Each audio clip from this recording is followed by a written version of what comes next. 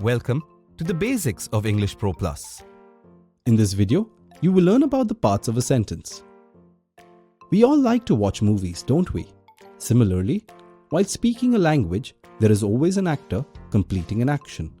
While forming a sentence about a person doing something, the actor is known as a subject and the action is known as the verb.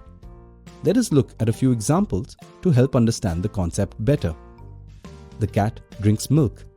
In this sentence, the actor or the subject is the cat and the action or verb is drinks.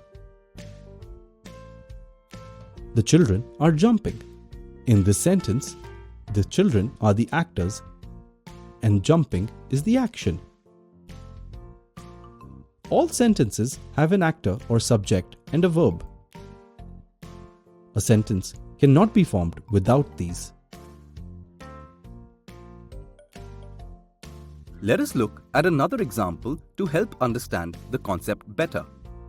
The cat drinks milk.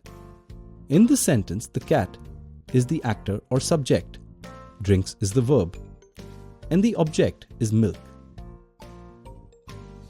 Most sentences follow the subject, verb, object formation. Now you have learned about the parts of a sentence.